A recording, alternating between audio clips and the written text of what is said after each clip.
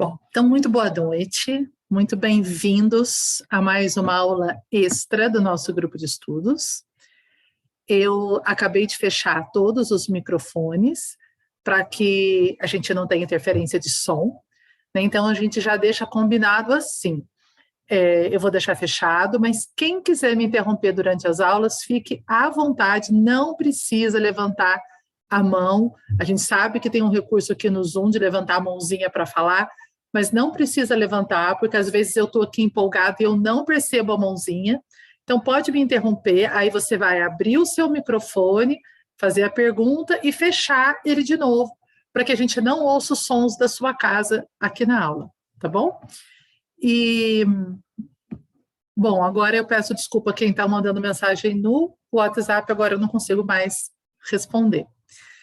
Como vocês estão vendo hoje, eu estou num lugar diferente, eu estou em São Paulo, não estou na minha casa em Cruzeiro, então eu espero que a internet vá até o final da nossa aula, porque eu estou roteando meu celular, então qualquer problema vocês me avisem aí se tiver ruim a conexão. Então vamos lá, só explicando que essa é uma aula extra do nosso grupo de estudos NEDEC, né? O grupo de estudos NEDEC é Núcleo de Estudos e Desenvolvimento da Consciência. É um grupo que existe fisicamente em Cruzeiro, no interior de São Paulo, e esse grupo, Peraí, só ajeitar as imagens. Esse grupo é um grupo sem fins lucrativos, nós não temos vínculo com nenhuma religião específica, a nossa busca é pela comunhão com o divino, pelo despertar da nossa consciência. Então, todos que têm uma visão espiritualista, todos que têm essa busca de alguma maneira, são muito bem-vindos. E esse grupo de estudos está acontecendo desde o ano passado, né? Já tem, acho que, seis aulas oficiais gravadas, é uma por mês, a gente se encontra online, ele é gratuito, e nós começamos estudando sobre a base da filosofia do núcleo, que é uma filosofia unicista, né? Filosofia unicista significa acreditamos que só Deus existe. Tudo mais é projeção da nossa mente. A partir desse pensamento de que o mundo é uma projeção da minha mente, nós estamos destrinchando as aulas. Então, nós falamos da parte filosófica, falamos também de vida após a morte, sobre espiritualidade, etc. Quem quiser conhecer as aulas, assistir às aulas que já passaram, basta acessar o YouTube, vai no meu canal, o NEDEC ainda não tem um canal no YouTube, só no Instagram, então é no meu canal, Simone Bittencourt Terapeuta, vai lá, você vai achar a playlist Grupo Estudos NEDEC, e nessa playlist vocês vão encontrar todas as aulas gravadas. Então, quem entrou pela primeira vez hoje e se interessar pelo assunto, quiser dar continuidade, é só ir lá no grupo de estudos que as aulas ficam lá. E essa aula mesmo, até amanhã, já vai também para o YouTube. Quando vocês quiserem compartilhar com outras pessoas, fiquem à vontade. Então, o nosso assunto de hoje é aprendendo a meditar. Né? Aprender a meditar, gente, vocês não têm noção de quantas pessoas me mandam mensagens sobre esse tema, né? Perguntando, querendo mais detalhes.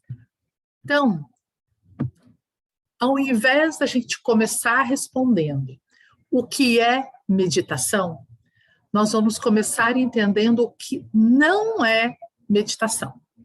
Então, em primeiro lugar, meditar não tem nada a ver com questões religiosas.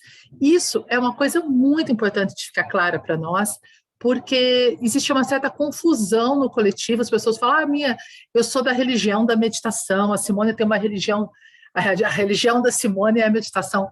O núcleo não tem nenhum vínculo religioso. Eu, pessoalmente, não tenho nenhum vínculo religioso. E meditação não tem nada a ver, nós já vamos entender por quê. Não é a postura física. Então, essa postura que vocês estão vendo aqui na imagem, né, da pessoa sentada ali em posição de pernas cruzadas, tal, é a posição clássica de meditação, mas não é isso que define a meditação. Tá? Você pode meditar sentado na tua poltrona, sentado no chão, deitado, andando. A gente vai ver várias maneiras. E não é reflexão. Por que reflexão? Às vezes eu escuto a seguinte fala: eu vou ali meditar sobre tal assunto. Meditar, nesse caso, está sendo utilizado como sinônimo de pensar sobre. E tudo que meditação não é isso. Não é pensar sobre nada, pelo contrário. Tá? É justamente buscar uma outra vibe, que nós já vamos entender. Basicamente, as pessoas buscam, né? Por que a gente vai atrás da meditação? Basicamente, eu vejo 2 motivos para essa busca. Primeiro, a superação da ansiedade. Né? A meditação hoje ela é receitada nos consultórios médicos. Eu sou terapeuta, eu recebo vários pacientes que vêm com prescrição médica. Olha, vai na Simone, que você precisa aprender a meditar. Você está com depressão, você está com ansiedade, você está com síndrome do pânico. Então, assim, é muito comum hoje a busca da meditação para superar a ansiedade. E o outro motivo seria para encontrar a essência, né? Essa busca do eu divino, a meditação como uma forma de contato mais profundo com a gente mesmo. Então, o que a gente vê na nossa vida do dia a dia? Nós todos vivemos no meio de um furacão. Né? Eu, você, o Papa, o Dalai Lama. Né? Que furacão é esse? A gente lida com o tempo, a gente lida com dinheiro, dólar sobe, dólar cai. Né? A gente lida com as contas que não param de chegar, com problemas de trabalho, com conflitos de relacionamento, com questões de família, de educação de filho, enfim. É uma infinidade de coisas que ficam na nossa mente o tempo todo. E que é a hora que você senta, que você fala, agora eu preciso descansar, desligar. Você não consegue parar porque esse furacão está se movimentando o tempo inteiro. Porém, como todo furacão, no centro dele existe um lugar de paz. Tudo gira ao redor desse lugar de paz. Então, todas essas coisas que estão passando na nossa vida hoje estão passando. Ninguém mantém o pensamento o dia inteiro. Ninguém mantém, né, uma emoção contínua. Nós somos muito alternados, muito alternantes. Né? O único lugar fixo em nós é o centro do furacão. Então, em linguagem simples, meditar é você transferir a consciência da borda do furacão para o centro. Então, a primeira pergunta que você vai se fazer é: onde está a minha consciência hoje? Eu estou identificada com a paz do meu interior ou estou identificada com a confusão da minha vida? Tá? Normalmente, a gente oscila nessa consciência. A gente tem momentos que a gente chega mais perto do centro e, de repente, a gente se perde de novo no roda-moinho, né, dos acontecimentos. Quem é o meditador? Quem medita? A gente está acostumado a ver figuras clássicas, os budistas. Budistas meditam. Hinduístas também meditam. Cristãos também meditam. Tem muita meditação hoje com o título de meditação cristã. Muçulmanos também meditam. Executivos também meditam. Ou seja, a meditação é uma técnica, ela não pertence a uma determinada religião, filosofia. Vários caminhos adotam a meditação, mas ela não pertence a ninguém. Seria a mesma coisa que eu dizer assim: automóvel pertence aos taxistas. Você vai falar para mim, não. Taxistas usam automóvel, pessoas físicas usam automóvel, muitas pessoas usam automóvel. Ele é apenas o veículo para se chegar a algum lugar. Então, a meditação é esse veículo. Não faz parte de nada. E diz primeiro a ciência, antes da gente aprofundar no que nos interessa. Vou passar rapidinho aqui, é só para quem ainda não parou, para refletir sobre quais são os benefícios da meditação do ponto de vista científico mesmo, físico. Reduz o estresse, porque diminui os níveis de cortisol. O que é o nível de cortisol? Quando nós vivemos num nível de ansiedade constante, crônico, nós liberamos cortisol. É como se a gente estivesse usando cortisona todos os dias. Por isso a gente costuma dizer que para algumas pessoas a ansiedade engorda sem que ela coma. Porque quando aumenta o nível de cortisol, a gente dá uma inchada. Não acontece isso quando a gente vai lá tomar uma prednisona, uma uma dexametasona, uma injeção dessas, a gente incha, tá? Então, o estresse tende a nos deixar mais inchados por causa do nível de cortisol e a meditação baixa. Aumento da capacidade de lidar com os problemas. É óbvio, se eu estou no meio do furacão, é muito mais difícil. Imagina você rodando, ter que resolver uma questão. Então, se você vai para o centro, você vai ter muito mais consciência e serenidade. Protege o cérebro de doenças mentais que possam se desenvolver no transcorrer da vida.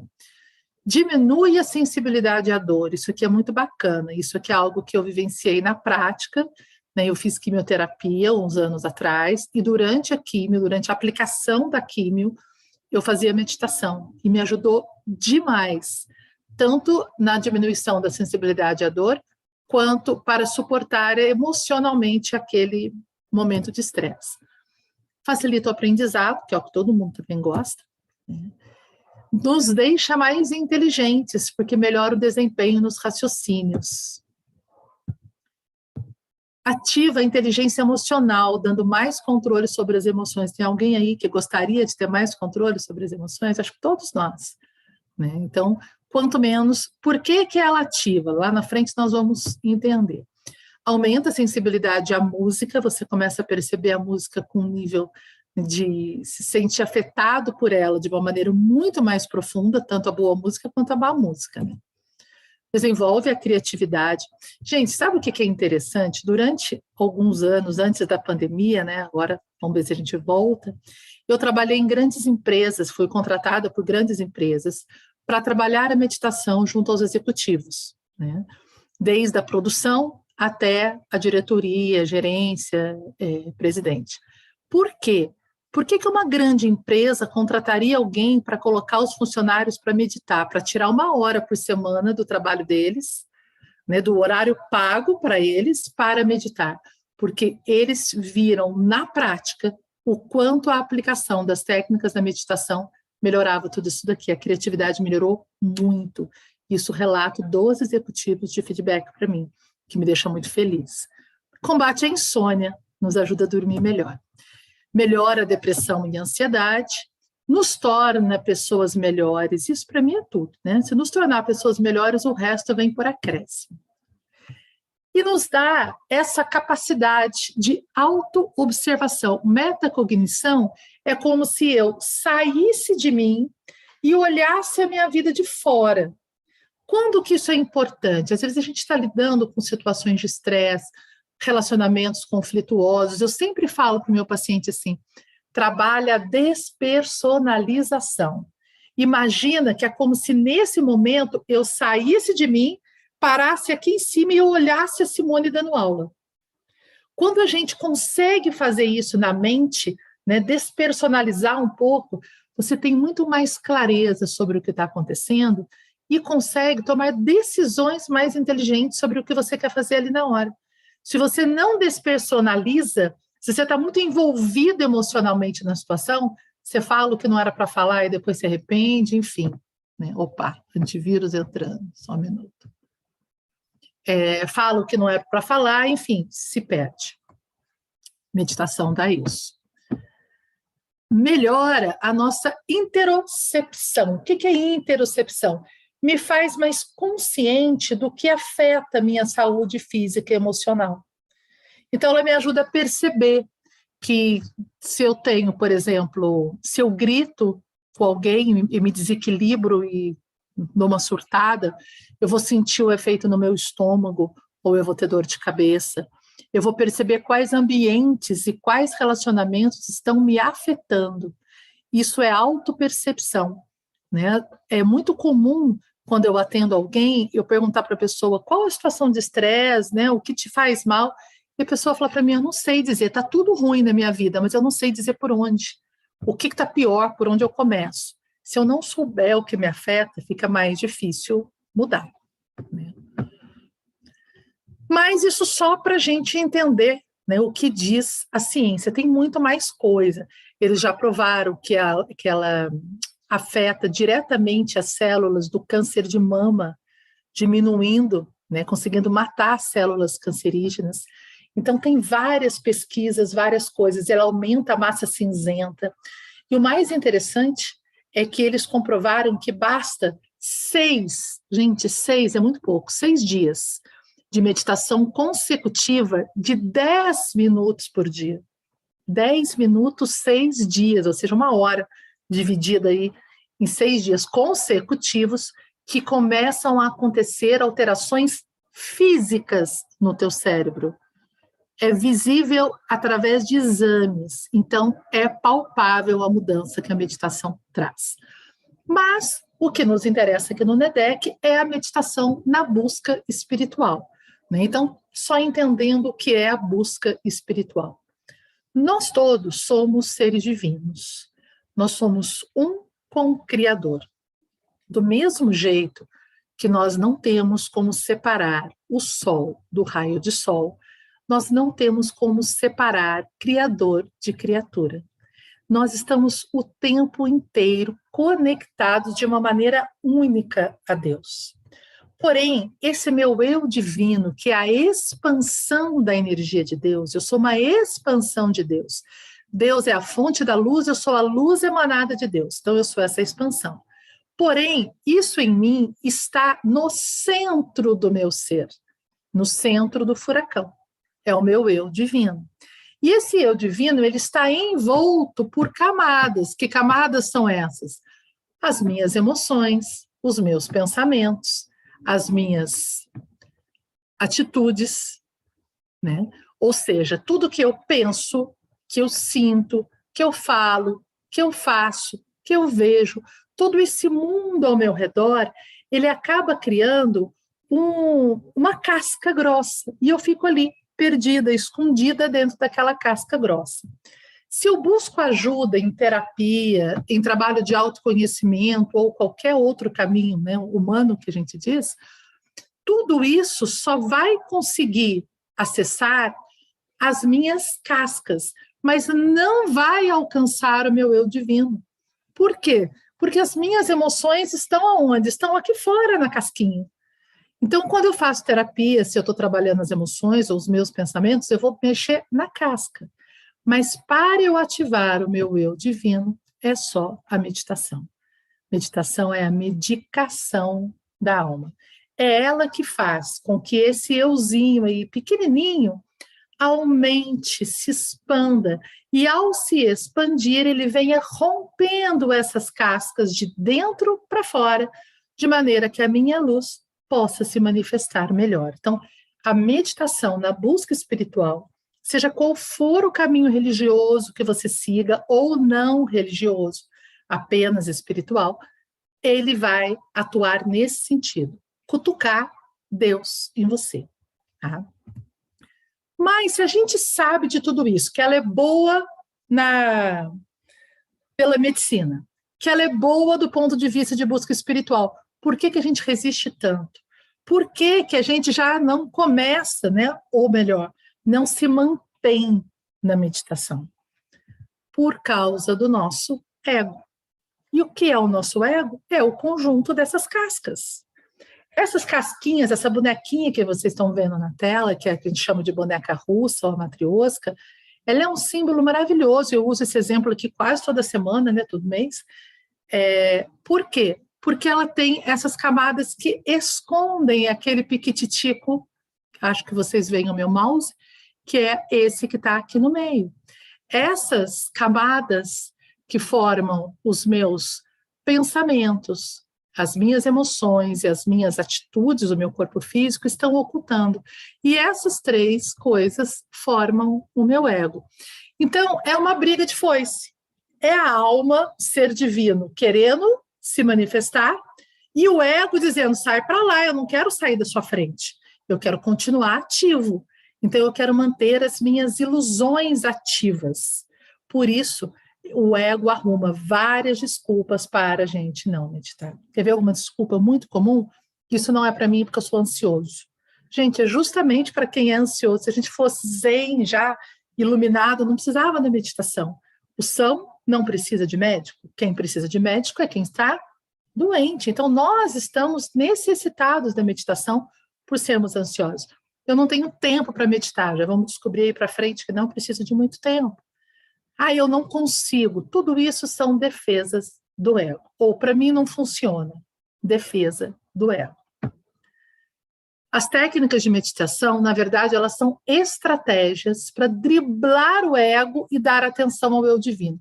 Finge que você não está olhando para os problemas, foca na luz. Eu costumo dizer assim, se você está entre as trevas e a luz, foca na luz.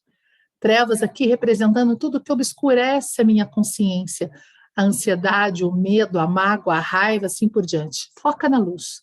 Põe o foco no centro do teu ser, que o resto se desfaz. Quando você entra numa casa escura, basta você colocar a mão no interruptor e acender a luz, que quando a luz chega, a treva desaparece. Então, quando eu dou atenção para a meditação, essas cascas escuras que estão me ocultando desaparecem. Gente, estou passando meio rápido nesse início, porque é uma parte que praticamente todos vocês já me viram falar, mas fiquem à vontade. Quem tiver dúvida, quem quiser me interromper, pode parar a qualquer momento e eu respondo. Deixa eu só ver o que está no chat. Tá, o Matheus está compartilhando uma meditação. Beleza. Bom, agora sim, nós vamos falar de meditação. Quase todo mundo já ouviu falar em Patanjali. Quem é Patanjali? Patanjali viveu lá nos 150 anos depois de Cristo, 150 DC, mais ou menos. Na verdade, não existe um consenso sobre a vida de Patanjali. Existem pessoas que acham que, na verdade, ele nunca existiu, porque a palavra Patanjali significa aquele que desceu do céu. Então, eles acham que Patanjali era usado apenas para representar a orientação espiritual que veio através de vários profetas e vários estudiosos da época. Não se sabe, mas ele é representado pelo nome de Patanjali como autor dos Yoga Sutras. Yoga Sutras, eles são a base da filosofia do yoga e eles são a base do nosso caminho de meditação. Então, nós vamos nos aprofundar aqui um pouquinho em Patanjali para a gente entender o caminho da meditação. Patanjali, ele tem 8 passos para a gente chegar na iluminação. O que seria a iluminação? A total identificação com o meu eu divino, quando eu, apesar de viver no mundo, não estou no mundo. Lembra de Jesus falando? Estar no mundo sem ser do mundo. Quando você finalmente entra em comunhão absoluta com Deus, essa é a nossa busca, tá? Existem 8 passos, de acordo com Patanjali, para chegar até lá. Nesses 8 passos, ele tem algo muito semelhante aos nossos 10 mandamentos cristãos, porque ele tem 10 mandamentos também. 5 coisas que você deve evitar e 5 que você deve desenvolver em você. Então, a palavra yama significa tudo aquilo que eu devo evitar. Então, quais são os primeiros 5 pontos dos yamas? O primeiro é ahimsa. Bom, gente, parece tão simples, né? A gente olha e fala, não violência? Esse eu já passei, eu não sou uma pessoa violenta. Mas o que significa ahimsa? Ahimsa é muito mais profundo do que simplesmente não matar.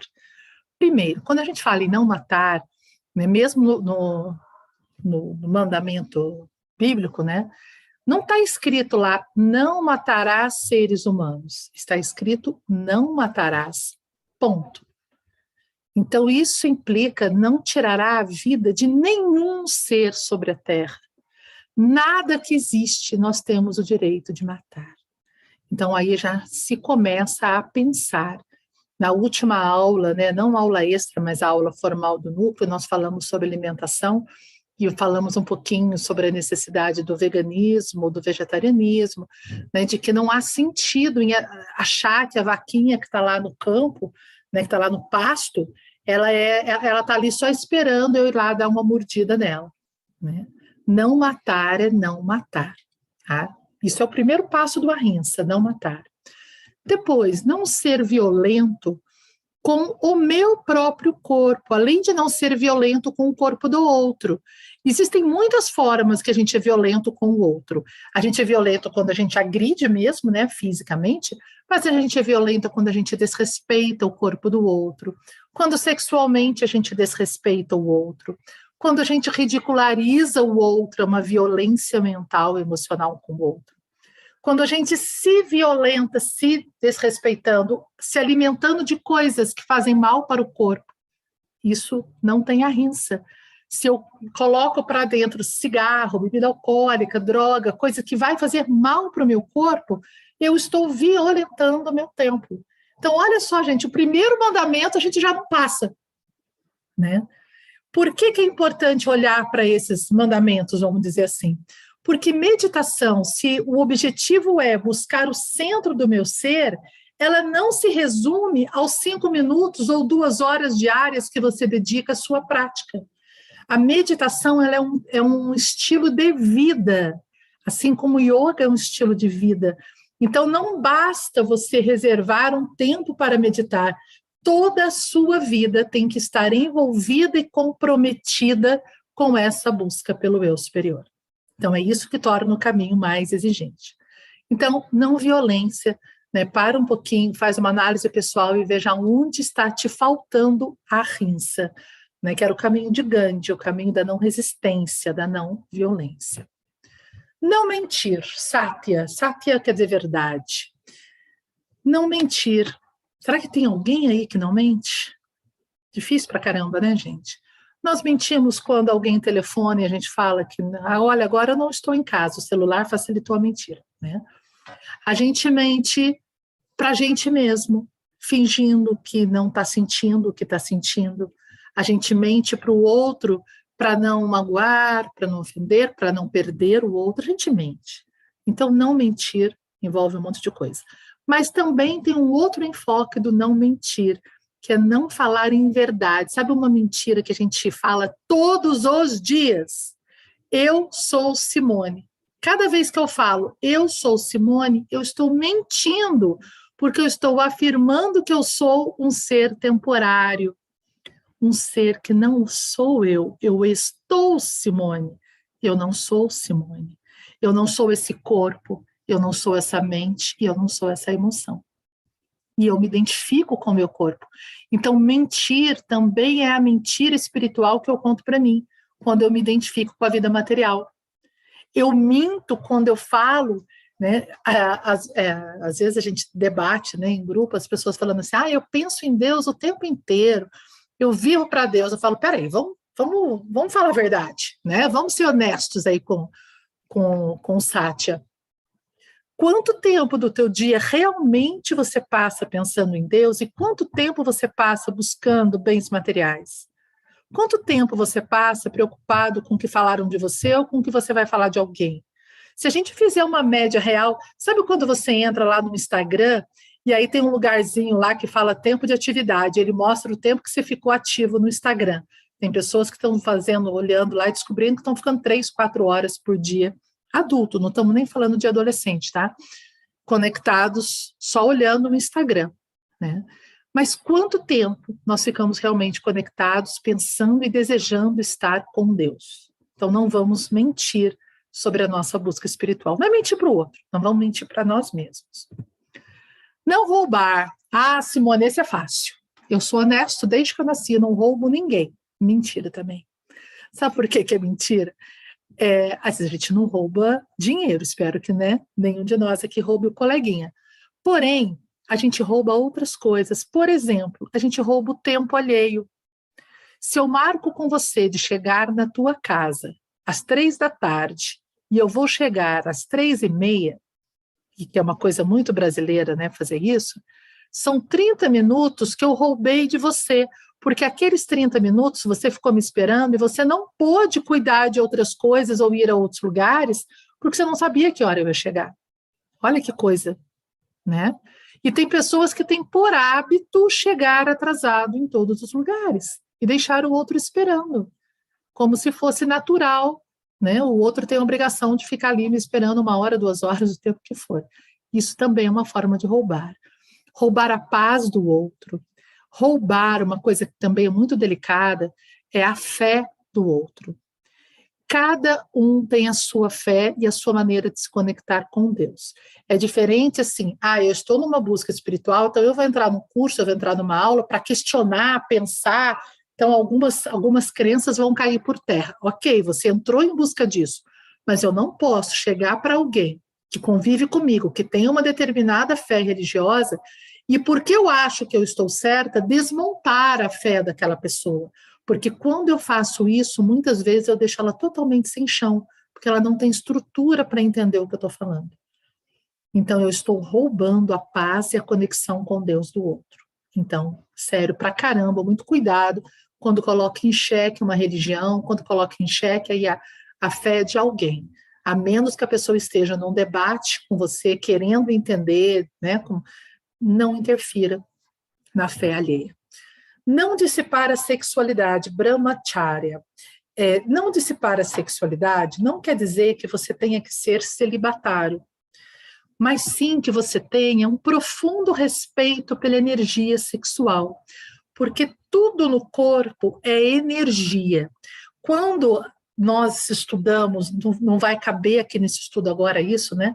Mas quando nós estudamos os chakras e nós entendemos que a energia vital, ela se acumula ali na base da coluna e ela tem que vir subindo pela nossa coluna até chegar no alto da cabeça e aqui finalmente ocasionar a minha comunhão com o divino, eu desperdiço essa energia pela fala, quando eu falo abobrinha, quando eu falo demais, e eu desperdiço essa energia na sexualidade, quando eu uso o sexo de maneira desregrada, tá? Simplesmente para um prazer imediato, para uma coisa assim, mais dispensável. Então, tudo dentro do caminho espiritual tem graus.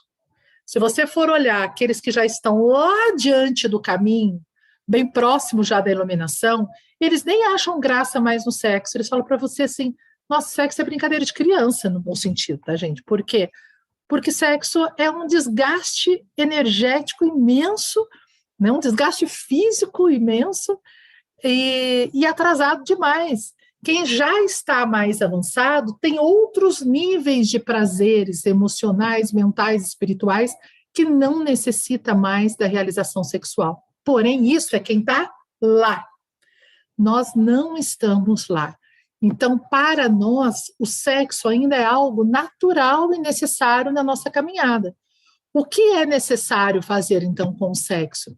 Ter o equilíbrio, saber a dose. Eu não posso viver para o sexo.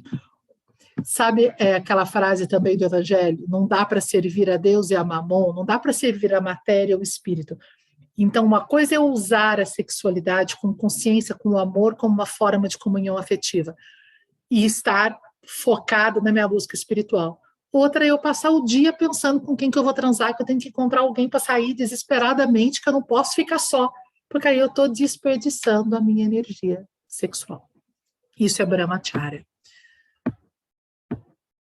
E o quinto, não menos difícil, não cobiçar, não se apegar. Eu não cobiço nada de ninguém. Claro que a gente cobiça. A gente cobiça mais dinheiro, a gente cobiça mais bens, a gente cobiça mais amigos, mais namorado, mais iluminação. Então, não cobiçar não é só não cobiçar a matéria, é não cobiçar o que é do coleguinha. Não se apegar, e não se apegar ao que é seu, porque nada é meu. A única coisa minha, tá, é o eu divino, que na verdade nem meu é de Deus, né? O resto tudo é transitório e passageiro, nada me pertence, nem o corpinho, que daqui a pouquinho eu vou dispensar ele por aí, tá? Então, não cobiçar. Então, esses são os 5 primeiros mandamentos do que devemos evitar. E agora, o que nós devemos desenvolver, o que eu preciso despertar em mim? Limpeza, socha. O que é limpeza? Gente, higiene envolve a higiene física.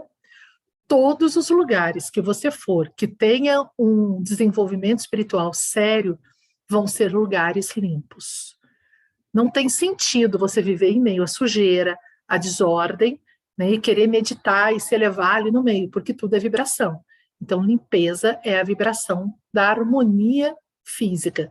quando a gente vai nos ashrams são centros que se formam ao redor de seres iluminados, de grandes instrutores, de gurus. As pessoas criam uma comunidade, moram ali ao redor. Então, os ashrams são extremamente limpos, todos os lugares de busca espiritual são limpas. Os corpos devem ser limpos. Uma instrução que o yoga nos dá é: tome banho antes de meditar pela manhã. Não dá tempo de eu tomar banho, pelo menos lave o teu rosto, lave as suas mãos, se higienize, porque você precisa despertar, né, e estar o mais limpo possível para se apresentar. Você não vai em busca, você não vai encontrar seu namorado ou sua namorada, né, com o cheirinho de ontem. Você toma um banhinho para encontrar aquela pessoa querida. Então, por que eu vou ao encontro do meu eu divino sem ter um mínimo de cuidado com a minha limpeza? Tá? Então, limpeza física, ambientes e corpos.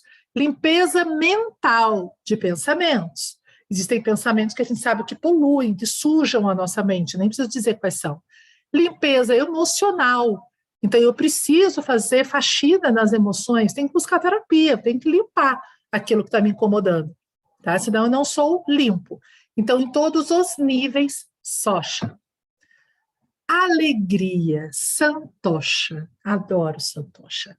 Alegria é contentamento, é o nome mais adequado até do que alegria. O que é alegria? O que é contentamento? Eu estar contente, as coisas me contentarem, ao invés de eu ter a sensação de que as coisas me faltam. Se eu estou no caminho espiritual, eu tenho que desenvolver cada vez mais essa sensação de contentamento. De tudo que eu olho, olhar com gratidão. De tudo que eu olho, dizer assim: nossa, que dia lindo! Esteja esse dia chuvoso, tenebroso ou iluminado pelo sol. Esteja eu ganhando dinheiro ou perdendo dinheiro, contentamento, satisfação. O que é a base dessa alegria, desse santosha? A certeza de que está tudo certo, que nós vivemos em um universo de vibrações, que a gente atrai o necessário para a nossa evolução espiritual, que tudo está no lugar certo, na hora certa. Então, eu preciso desenvolver a alegria. Os seres que estão na caminhada são alegres. Você não vai ver um mestre carrancudo, mal-humorado.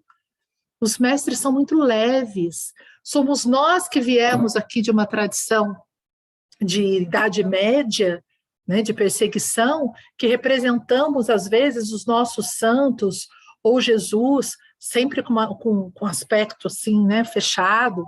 E se você for ver na Índia, eles representam sempre com sorriso, sempre com leveza, porque não existe maior contentamento do que a consciência de que somos seres divinos.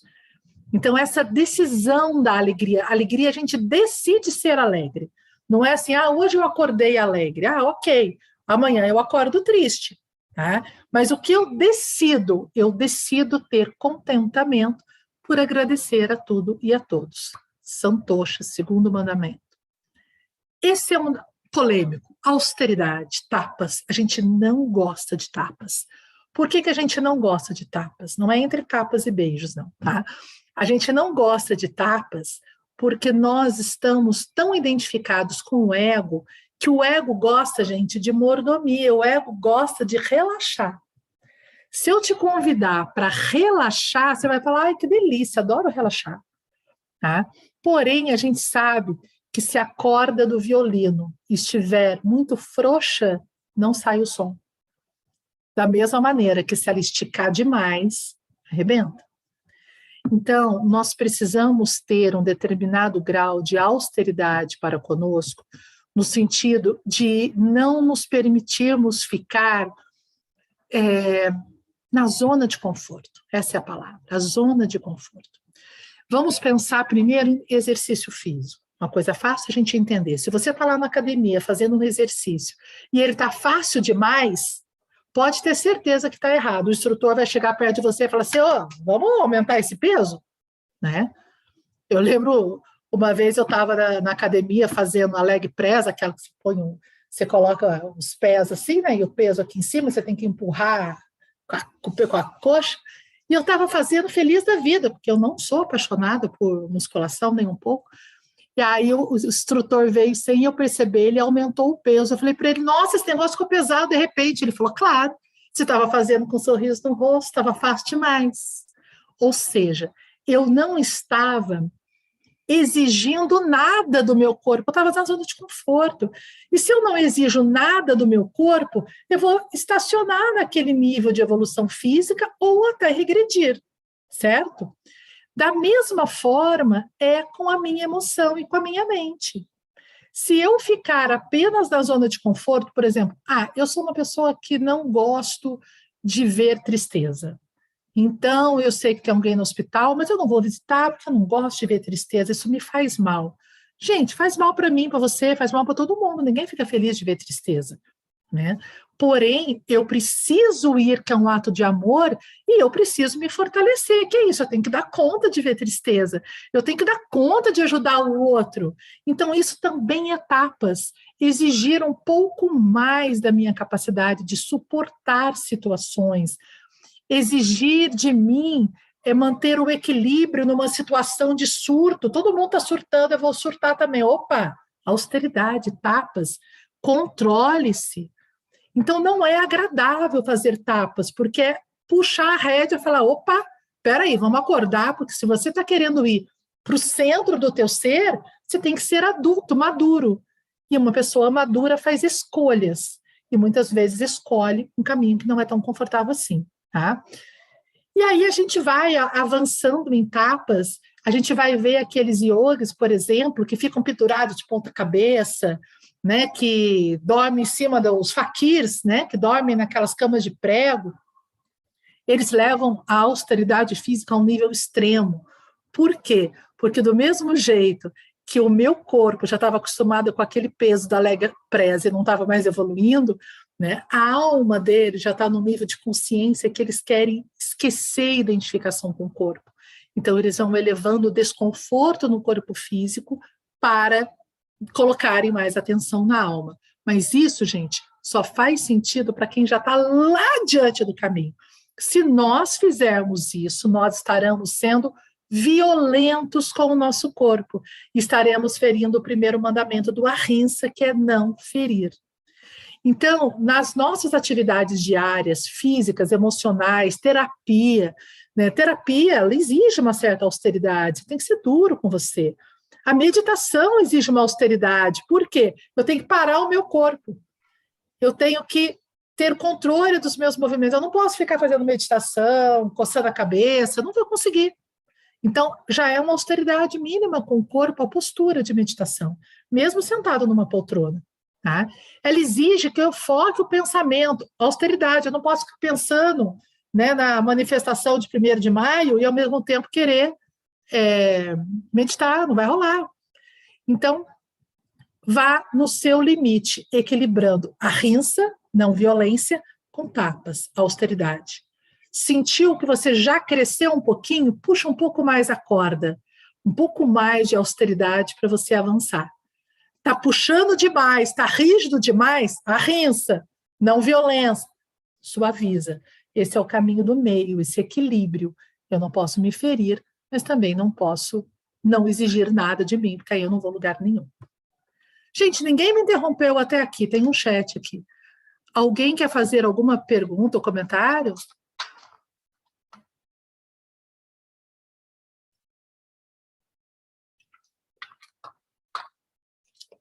A Andréia está falando que está fazendo sentido? Que bom, Andréia.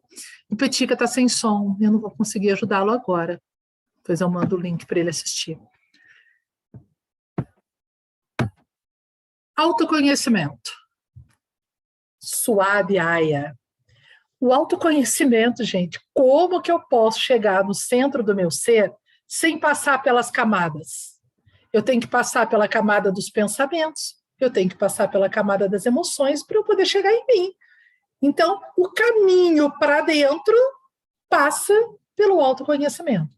Quanto mais eu me conhecer, quanto mais eu entender, quanto mais eu tiver de autopercepção, mais fácil eu ter essa comunhão com Deus.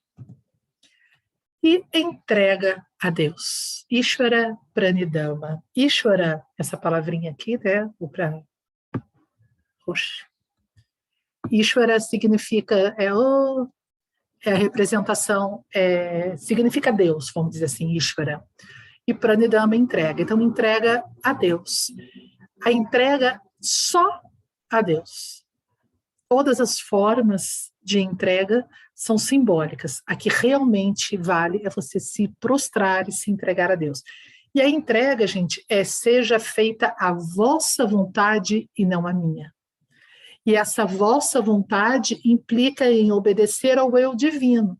Aquele eu divino que não tem nada a ver com o meu ego, que não está buscando conforto, que não está buscando satisfação temporária. Então, a entrega a Deus é tudo isso. É o caminho da devoção, é o caminho de Bhakti. Quem não assistiu, vai lá no grupo de estudos nosso, no YouTube, e assiste a aula extra também, que foi uma aula sobre devoção. O caminho da devoção a Deus, né, dentro dessa visão espiritualista, que é esse caminho da rendição. Você só se entrega quando você se rende. O que é se render? Quando você para de brigar com Deus, quando você para de dar ordem para Ele. A gente trata Deus igual a gente trata o Aladim, sabe? O gênio da lâmpada. Que a gente fala para Deus assim, faz isso, faz aquilo, me traga isso, me traga aquilo. Presta atenção nas orações para você ver. É um bando de ordem que nós estamos dando para Deus. Né? Essas ordens têm que ser dadas para o meu ego se aquietar, não para Deus. Diante de Deus eu só tenho que falar, seja feita a vossa vontade. Me usa, me entrego 100% a ti. Depois que você seguiu os 10 mandamentos, na verdade, esses 8 passos, eles não precisam acontecer de forma progressiva. Eu não preciso primeiro vencer os 5 yamas, depois vencer os 5 niyamas. A gente faz tudo junto e misturado no dia a dia, não é? Ninguém vai falar assim, enquanto eu não aprender a não violência, não adianta eu trabalhar a não mentira. Óbvio que não. Então, a gente vai fazendo esse caminho tudo junto e misturado. Mas os asanas, que são tão famosos no yoga, né, que são as posturas físicas, eles não vêm em primeiro lugar. Olha só, todo mundo fala yoga, yoga é postura física. Não. Yoga é esse conjunto de coisas. Né? Para que serve uma postura física? Primeiro, o nosso corpo ele é a expansão da nossa mente, ele é um corpo energético. Então, a postura que eu faço no meu corpo reflete no meu estado mental. Por exemplo, a postura que essa menina está é a postura popular chamada da árvore. O que árvore representa para nós? Estabilidade, força, equilíbrio. Então, eu tenho que ser capaz de me comunicar com esse equilíbrio dentro de mim, com essa força de me enraizar. O pé que está ali no chão, ele tem que se enraizar no chão, senão a gente desequilibra. Né? Então, é a raiz muito firme e os galhos da árvore abertos para o alto também. Né? Então, assim, todas as posturas são simbólicas, elas despertam a consciência do yoga. E se a gente associa essa consciência com tapas, com austeridade e com ahimsa, a gente também entende a importância de se fazer uma atividade física, se possível, um yoga. Por quê? Porque eu preciso ter essa austeridade, como meu corpo não é confortável. Ah, que delícia ficar nessa posição. Não é uma delícia, delícia é a hora que você monta a posição.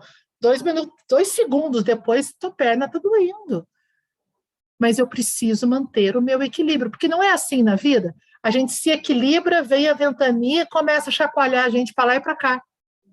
A gente pensa que está estável, vem um problema que começa a doer a minha instabilidade. Então, tudo que é feito com o corpo reflete na mente. Tudo que é feito na mente reflete no corpo. É uma via de mão dupla. Tá? Então, essa é a importância dos asanas. Além dos asanas, tem o prana e yama. Lembra que nós vimos lá, ó, yama. Yama já é uma palavrinha conhecida. Yamas são os primeiros mandamentos do controle. Tudo aquilo que eu tenho que controlar é yama. Prana é energia vital. Então, prana e yama, controle da energia vital. Práticas respiratórias. Aqui a gente já tem mais familiaridade, né? Praticamente todo mundo, independente de praticar ou não yoga, conhece alguma prática respiratória. Por que ela é tão importante no aquietamento da mente? Imagine que o plexo solar, que é aqui onde o meu mouse está mostrando, a barriga aqui da moça, o plexo solar, ele é o meu caldeirão de emoções. Todas as nossas emoções ficam guardadas aí nesse caldeirão. As emoções que eu vivi desde lá da barriga da minha mãe, tá tudo ali guardadinho, tá? Quando eu respiro da maneira correta, ou seja, quando eu inspiro, levo o ar lá no baixo ventre, tá? Quando você põe o ar em uma bexiga, o que acontece com a bola? Ela encolhe ou ela estufa? Se eu sopro a bexiga, ela estufa. Então, se eu levo o ar lá embaixo, a minha barriga expande. A gente aprendeu o contrário, a gente aprendeu a ficar encolhendo. Faz um teste todo mundo em casa aí, respira fundo, normalmente, e vê se você puxa a tua barriga para fora ou para dentro. Certo é ela ir para fora. Se você olhar um neném respirando, ele respira assim, só a barriguinha que mexe. Não mexe aqui, não é assim, ó. Isso aqui não adianta nada. Porque quando eu faço isso, e ergo meu ombro, o que eu estou fazendo? Apertando para dentro a minha barriga. E se eu aperto a barriga, eu estou aprisionando as minhas emoções ao invés de liberá-las. Então, na respiração correta, quando você leva o ar lá no baixo ventre, sabe aquelas garras que pegam lixo? Imagina que você desce uma garra daquela lá no seu plexo solar, junta um pouco do teu lixão emocional e solta quando você expira. Então, você faz um processo de faxina, de socha, de limpeza, junto com o pranayama. Essa é a respiração mais básica que tem. Inspira, leva o ar lá dentro, pega aquele lixo e solta aquele lixo. Essa respiração tão simples, ela é capaz de aquietar a mente e tirar pessoas que estão em crise de pânico. Muitas vezes a pessoa me liga, Simone, estou tendo uma crise de pânico aqui, vou morrer, o coração dispara. Quase todo mundo sabe os sintomas de crise de pânico. Eu falo, peraí, vamos respirar. Se possível, peça para alguém perto de você aí segurar a tua mão e respirar junto com você. Por quê? Presta atenção que quando você está sentado perto de alguém, se essa pessoa está com uma respiração acelerada, não demora, a tua respiração vai acelerar também. E o contrário também é verdadeiro. Se a pessoa do seu lado respirar calmamente, a tendência é você diminuir a tua frequência respiratória. Então, se você tem síndrome do pânico, né, pede para alguém, segura as minhas mãos, pega as minhas mãos e respira de forma correta, o mais devagar possível. Isso vai baixar a minha frequência, isso vai me dar mais serenidade, vai me ajudar a lidar com a situação. Então, esse é o pranayama mais simples que existe. São inúmeras técnicas de pranayama, tá, gente? Simone. Oi. Eu estou vendo aqui pelo desenho, o correto seria inspira pelo nariz e solta pelo nariz? Porque a gente sempre ouve falar que é inspira pelo nariz e solta pela boca. Tanto faz. Tanto faz. Tanto faz. O foco aqui é encher a barriga e soltar o abdômen. Tá? No yoga, normalmente, a gente inspira e expira pelo nariz. Tá? Quando a gente está fazendo só liberação emocional, aí a gente fala, solta pela boca, porque quando você solta pela boca, você dá aquela soprada, né, que você acaba liberando mais energia. Mas tanto faz. Agora, quando está fazendo exercício, funciona. Se você for subir uma escada e só respirar pelo nariz, você vai sentir que você economiza energia. Aqui é uma outra dica respiratória. Por quê? Se o que eu quero é esvaziar, vamos supor, se você está com o teu plexo cheio de emoções, de dúvidas, de problema, de ansiedade, do que for, você quer fazer um processo de esvaziamento, treine de maneira que a sua expiração seja mais longa do que a inspiração. Então, você vai inspirar bem devagarinho, contando mentalmente até 3. Então, olha. Segura um pouquinho e solta contando 5.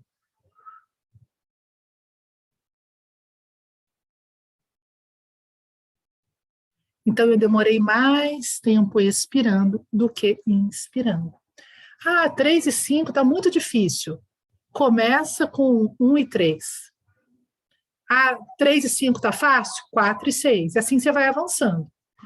A ideia é, quanto mais lenta e longa for a respiração, mais rapidamente você vai aquietar. Basta ver, né, saindo um pouquinho daqui, quem estuda técnicas sexuais vai saber que se você quer acelerar o gozo, você acelera a respiração. Se você quer segurar o gozo, você diminui a respiração. Porque é o quanto você ativa da energia em você. Então, isso é básico de pranayama. Pratyahara, controle dos sentidos. Gente, isso aqui é outra coisa que a gente não gosta, que o ego briga e fica de mal. Por quê? Quais são os meus sentidos? Os 5 sentidos. O que é controlar os sentidos? Vamos começar pelo mais descontrolado de todos. Qual sentido é o mais descontrolado de todos? É a boca. Né? Por quê? Fala demais, come demais, bebe demais, às vezes beija demais. Né? É tudo pela boca. Então, por que eu tenho que controlar os sentidos? Tá tão gostoso esse prato, por que eu não posso comer esse prato inteiro e mais um pouco? Né? Porque é o princípio do equilíbrio da energia. Tudo que eu coloco para dentro de mim é energia que está entrando em mim. O Bhagavad Gita, ele é uma das mais antigas escrituras indianas, e ele é a respeito de uma batalha. São 2 exércitos inimigos que estão batalhando por um reino, e tem um mocinho da história, vamos dizer assim, que é o Arjuna, que é um dos guerreiros, que ele não quer lutar, ele não quer participar daquela contenda, né? E aí a gente vai entender que, na verdade, esses 2 exércitos inimigos são dentro de nós. Aqui é o ego e a alma. As forças da alma querendo me fazer iluminar e as forças do ego querendo me puxar de volta para a matéria. Então, essa guerra, ela acontece dentro da gente o tempo inteiro. Então, durante todo o Bhagavad Gita, Krishna, que seria o eu divino, falando com Arjuna, que é o guerreiro, que somos nós, ele vai dando várias orientações. E tem um capítulo 16, que é todo, 16 ou 17?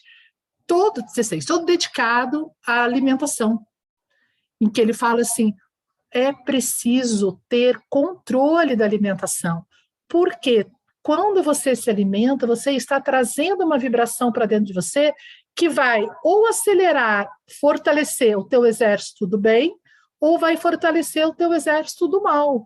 As comidas, existem comidas que desenvolvem dentro de nós o nosso estado mais bondoso, que são vegetais, que são frutas, castanhas, né, comidas do bem.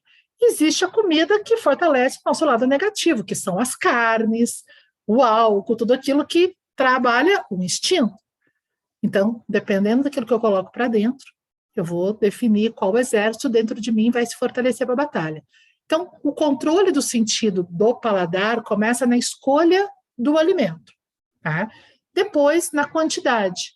De acordo com o caminho espiritual, deve-se comer o mínimo necessário para manter o corpo e não fazer uma festa dos sentidos. Por quê? Quando eu dou muita atenção para o paladar, para qualquer sentido que seja, eu estou tirando a atenção do meu eu divino e trazendo a atenção para o lado de fora. Se eu quero levar para o lado de dentro, esquece o paladar. Então, controle dos sentidos. Então eu tenho que comer coisa ruim? Não, gente. Caminho do meio, equilíbrio. A hora que você avançar mais, naturalmente aquilo vai perder a graça, igual a gente falou do sexo. A audição, né? O controle daquilo que eu ouço, eu preciso escolher o tipo de música, o tipo de palavra, o tipo de ambiente, né? O controle da visão, para onde eu pouso os meus olhos. Cuidado com o olhar indiscriminado para as coisas. Às vezes a gente pensa que olhar uma imagem negativa, né, desde que eu esteja julgando ela negativa, não tem problema. Só que a hora que eu olho, eu crio uma conexão com aquela energia e aquilo passa a fazer parte de mim. Então, quando eu olho pornografia, quando eu olho imagens de violência, eu estou prejudicando o meu equilíbrio pela visão. Tá? Então, é isso, o controle do tato, o controle dos sentidos é pratyahara.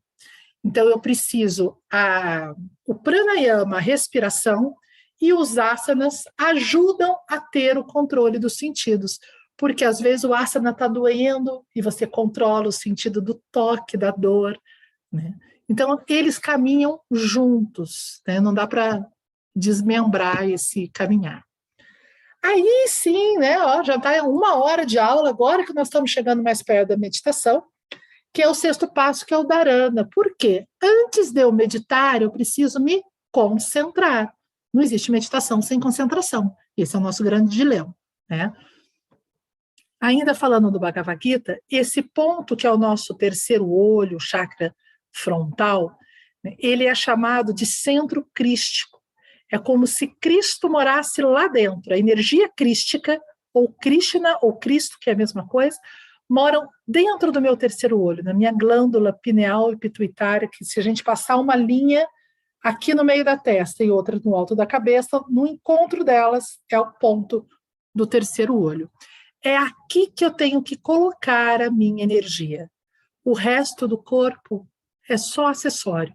Eu tenho que trazer toda essa energia de baixo para cá, para o centro crístico, porque a partir do momento que eu encontro o meu centro crístico, eu saio pelo alto da cabeça e comungo com Deus. Então, é pelo Filho que se vai ao Pai. Eu sou o caminho, a verdade e a vida. Ninguém vai ao Pai senão por mim. Então, eu preciso passar por aqui para chegar aqui. Tá? Então, por isso, a concentração é tão importante. E aí vamos ver algumas coisas que ajudam na concentração. Estado de presença. O que é estado de presença? Estar aqui e agora. Outra coisa difícil, porque nós nunca estamos aqui. Presta atenção nessa 1 hora de aula, quanto tempo você me ouviu de verdade? Você distraiu, você olhou para o lado, você pensou em outra coisa, você mexeu no celular. Né? O pensamento, além do corpo se agitar, o pensamento se agita. Então, aquilo que eu falei lá no começo, dessa despersonalização, de eu sair de cena e olhar um pouco de fora, imagine que dentro de você é onde está o eu divino, e ele está olhando através dos teus olhos. Então, eu preciso estar presente no aqui e no agora. Para vocês terem ideia, tem até uma técnica que eu nem coloquei aqui, que parece loucura, mas é uma coisa muito útil, tá? Quem estiver tendo uma crise de pânico, aquela ansiedade super mega, você precisa focar em alguma coisa para sair dessa crise, e na hora você não consegue entrar em meditação, pega uma pedra de gelo e coloca na palma da mão. E troca esse gelo de uma pedrinha, joga de uma mão para outra, porque o gelo vai fazer com que você tenha que colocar todo o foco da sua atenção na mão. Você não consegue esquecer, porque senão queima. Tá? Então, qualquer coisa que te ajude a acordar, estado de presença. Tem um filme que eu gosto muito, que é O Poder Além da Vida. Não é o Amor Além da Vida. O Amor Além da Vida é aquele filme mais famoso do mundo espiritual, não. O Poder Além da Vida está no YouTube, quem quiser, está lá. Ele tem uma passagem, é um discípulo e um mestre. Tem uma passagem que os dois estão caminhando em cima de uma pontezinha e, de repente, o mestre pega ele, joga ele ponte abaixo, joga ele dentro do rio.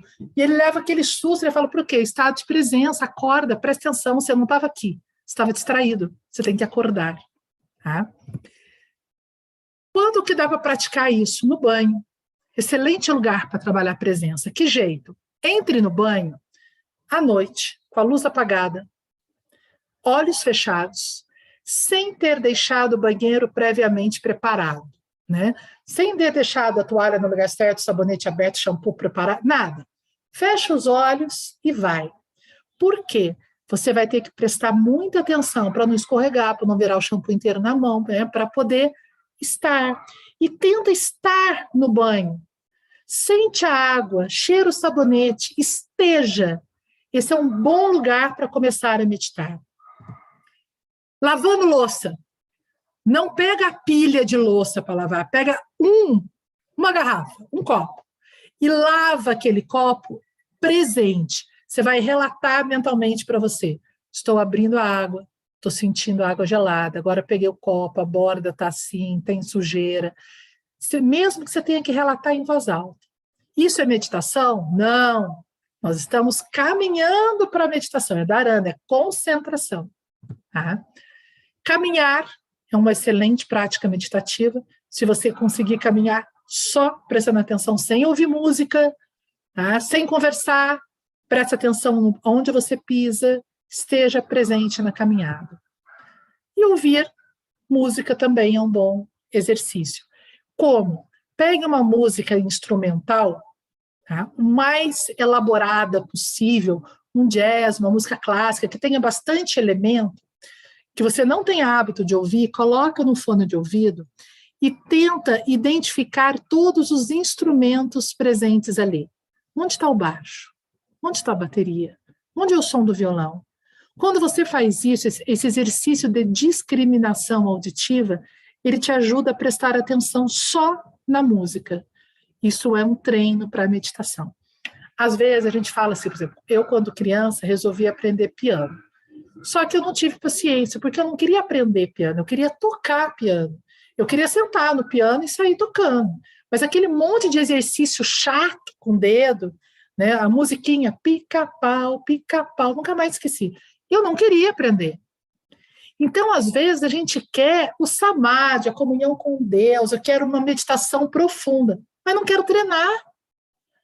Né? Então, a maturidade vai fazer a gente entender que nós temos que ter treino. Então, essas coisas são treino. Tá? O mindfulness é uma técnica que ficou, né, que o John Kabat-Zinn, não sei como é que fala o nome dele, que nomeou, né, que se apropriou do nome, mindfulness, né, que trabalha a religião destituída de questões espirituais ou religiosas, e ele fala da consciência que surge quando prestamos atenção com propósito no aqui e no agora e sem julgamentos. Por que essa frase eu acho importantíssima? Prestamos atenção com propósito, ou seja, eu estou olhando com a intenção de estar presente, não é só aquele olhar desviado, tonto. E sem julgar. Sem julgar é uma chavinha também incrível. Então, quando eu estou ouvindo a música, eu estou identificando os instrumentos, mas eu não estou julgando se aquele musicista é bom o suficiente. Eu estou apenas identificando. É sem dizer bom ou mal, porque o que julga é a mente, e eu não quero julgamento, porque eu não quero alimentar a mente, eu quero alimentar o eu divino que está atrás da mente. Tem uma frase, né, um aforisma clássico, que é usar a mente para se libertar da mente. A mente é a nossa prisão. Quando tenho sede, bebo. Quando tenho fome, como. Quando caminho, caminho. Isso aqui é um outro aforismo zen budista, principalmente. Por quê? Quando tenho sede, eu não bebo porque não dá tempo. Mas quando eu estou sentada em algum lugar conversando, eu bebo sem nem precisar beber. Não é assim que acontece? Né? Eu estou com fome, mas não como porque eu estou de dieta. Aí agora não estou com fome, mas é meio-dia, é hora do almoço, então eu vou sentar e vou comer. Isso tudo é falta de consciência. Eu não estou presente em mim, respeitando. Quando tenho sede, bebo. Então agora eu vou prestar atenção na saciar a minha sede. Eu estar presente naquilo que você está fazendo. O discípulo chega para o mestre e me fala para ele assim, mestre, eu conversei com umas outras pessoas lá no mercado, e eles falaram que o mestre deles faz coisas incríveis. Ele sabe levitar, ele sabe plasmar as coisas no ar, ele cria coisas. Quais os milagres que o senhor faz, mestre? Porque eu não estou sabendo contar. Aí o mestre respondeu isso para ele: quando eu tenho sede, bebo, quando eu tenho fome, como. Ou seja, eu estou presente. É a simplicidade. Tudo mais é perfumaria. O que importa é estar no aqui e no agora. Esse é um exercício que, vamos dizer que eu inventei, com certeza ele existe registrado em algum lugar. As coisas que a gente inventa, a gente não inventa. Por isso que Chacrinha já falava, nada se cria, tudo se copia. Né? Porque são coisas que vêm para a nossa mente, mas que já deve estar escrito em algum lugar. A expansão da consciência pelos sentidos é assim. Você senta, fecha os olhos, aonde você estiver. Você pode estar no meio do seu trabalho. Você vai imaginar que as tuas orelhas ficam imensas. e que você vai expandir a tua consciência do som até onde alcançar. Você vai ouvir o carro passando na rua, o cachorro latindo na outra rua, alguém falando. Até onde você alcançar, você vai ouvir, sem julgar. Você não vai dizer assim, nossa, que carro barulhento. Você vai apenas ouvir. Quando você faz isso por 1 minuto, gente, 1 minuto todo mundo tem. 1 minuto, quando você faz isso, a sensação é como se você desse uma descarga mental. A mente se acalma, ela se aquieta e ela te prepara para a concentração. Sugiro que façam isso várias vezes ao dia, principalmente naquela hora que você está mais atormentado, mais louquinho, mais cheio de coisa para resolver. Ninguém precisa saber o que você está fazendo. Fecha os olhos um momento, expande a tua audição, que você vai ver que a tua concentração vai facilitar. Ninguém quer perguntar nada até aqui, gente? Posso seguir? Concentração através de imagens. Isso aqui é o mais comum, né, da gente focar. Você pode ter isso desde uma imagem concreta, né? Você pode pegar uma flor, a chama de uma vela, ficar olhando para ela, ou visualizar, escolhe uma imagem que te traga paz, pode ser a luz, o rosto de Cristo, o que você quiser, e você foca naquela imagem para tentar fazer com que o terceiro olho acorde. Mas, ao invés de imagens, você pode escolher também focar em palavras, frases ou mantras. Tudo isso também dá arana ainda na concentração. Algumas sugestões. Normalmente, a gente usa mantras em sânscritos, mantras tradicionais, Om Mani Padme Hum. Porém, nem todas as mentes são afins ao sânscrito. Tem pessoas que falam para mim, isso soa muito esquisito. Não tem problema, faça em português. Às vezes até facilita se a tua mente entende aquilo que você está mentalizando. A palavra luz, para mim, é uma das mais poderosas que existe. Mentaliza, luz, luz, luz. É só você sentar, ou você repete baixinho, ou você visualiza a palavra. Você pode imaginar ela escrita na sua testa, escrita na tua frente. Você pode visualizar a palavra escrita de várias letras, de várias formas diante de você.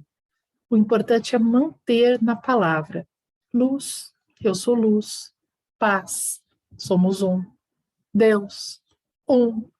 Ou os mantras, em tudo e em todos vejo Deus, que é o mantra do núcleo. Enfim, não importa qual vai ser a tua escolhida. O que eu sugiro é que você escolha uma e que você a use sempre, porque é mais fácil a mente se aquietar com o treino de uma única palavra, ou cada hora que você vai meditar, você escolhe uma diferente. Tá? Uma sugestão, pegue um Japamala. Só um minuto, deixa eu pedir. André, Oi. Por favor, dá meu Japamala ali para eu mostrar para ele. Está em cima ali do rack. O Japamala, ele é um cordão de 108 contas, que ele é usado tradicionalmente por várias religiões também. Tá? Nós temos aqui no Ocidente o terço católico, que é um outro tipo de rosário. É isso aqui. Na verdade, aqui onde está essa minha medalhinha, aqui ele é um chumaço, né, de fitinha que se usa. O meu arrebentou, eu deixei só a minha medalhinha como divisor. Mas são 108 contas. Então, qual é a opção também para a concentração? Pegue uma dessas palavras e caminhe no Japamala. Senta e vai falar. Para cada... Você vai vendo que à medida que você usa muito o seu japa, ele vai começando a acontecer isso. Ó. Ele vai esticando o cordão, vai ganhando espaço, tá? Por excesso de uso. Você, quando segura um Japamala, esse dedo, que é o indicador, a gente não coloca ele no japa, porque esse dedo representa o ego, é ele que eu uso para apontar o outro. Então, quando a gente faz japa, a gente apoia o japa nos 3 dedos menores, né? E vai passando aqui. E essa pedra central, que é onde geralmente fica, né, aquele chumacinho de linha, essa pedra representa Deus, o guru, o meu eu divino. Então, quando você dá a volta e você chega aqui de volta nela, você não pula essa pedra para seguir adiante, porque você não pula Deus. Você para, vira o teu japa e retorna, tá? Então, é um instrumento de meditação que você pode começar repetindo a palavra nele, depois você deixa ele e passa a repetir mentalmente. Mas ele ajuda a se concentrar quando você está com a cabeça muito distraída. Pode usar terço, pode usar o que você quiser. As meditações guiadas são as mais conhecidas, né? Por quê? Meditação guiada não é o nome adequado. É o nome que a gente usa, mas não é o adequado. Por quê? Porque ainda não é meditação. É uma concentração guiada, certo? Eu costumo dizer que a meditação guiada é como se você estivesse no meio de um tumulto na rua, aí você não sabe sair daquele tumulto, eu chego lá e falo para você assim, você pode me seguir? Vem vindo atrás de mim que eu sei o caminho e eu vou te levar até a sua casa. Aí você vai me seguindo até a sua casa. Chegou na sua casa, aí que você vai ficar em paz, depois que você entrar em casa. Então, a meditação guiada, ela é só esse trajeto da mente. É alguém que vai falando coisas para você aí no teu ouvido, ou gravado, ou pessoalmente, para ajudar a mente a quietar. E aí, finalmente, a meditação começar. Então, a minha sugestão é quando você fizer meditações guiadas, sempre que a hora que ela terminar, você para e aí fica uns minutinhos em silêncio. Porque aí sim a tua mente vai estar mais preparada para a meditação, já que ela já trabalhou a sua concentração. Alguém já se imaginou meditando assim? Pulando, gritando, rindo, né? Dançando. Isso é a meditação dinâmica. Por que meditação dinâmica? Principalmente o Osho, né? Tem várias correntes de meditação dinâmica. Ela é muito conhecida no Brasil pelo Osho, um filósofo, né, indiano, que dizia que a mente ocidental é muito atormentada. Então, quando você senta para meditar a meditação tradicional, você distrai muito rapidamente. Então, ele fala, antes de fazer essa meditação tradicional, faça a dinâmica. Por quê? Quando o teu corpo está em movimento, óbvio que são movimentos específicos, quando ele está em movimento, você não consegue pensar. Por exemplo, se você estiver dançando muito rapidamente, você não consegue dançar e elaborar um pensamento, uma preocupação. Ou você dança ou você se preocupa.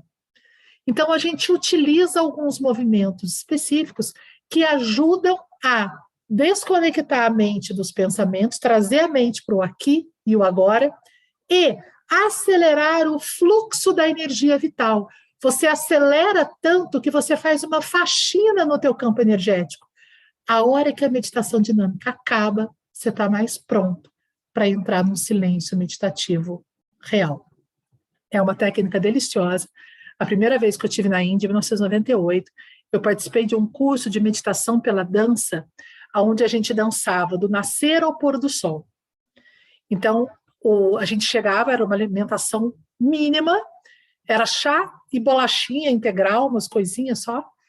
Aí você começava a dançar, e guiado, né? E alternava movimentos de dança mais lenta com dança muito acelerada. Não tinha pausa para almoço, nada. Era do nascer ao pôr do sol, né? Quando chegava no fim do dia, chega um momento que você fala, não aguento nem um minuto a mais. Mas aí vem tapas, austeridade e fala, continua. E aí quando chega no fim do dia que você solta o corpo, o nível de silêncio que você alcança é muito maior, porque você já higienizou a mente com os movimentos. Tá? Então, é uma experiência que vale muito a pena trabalhar a meditação dinâmica. Daqui a pouco eu vou dizer como. Not now. Not now significa agora não. Essa é uma técnica do Yogananda, um mestre maravilhoso. O que é not now?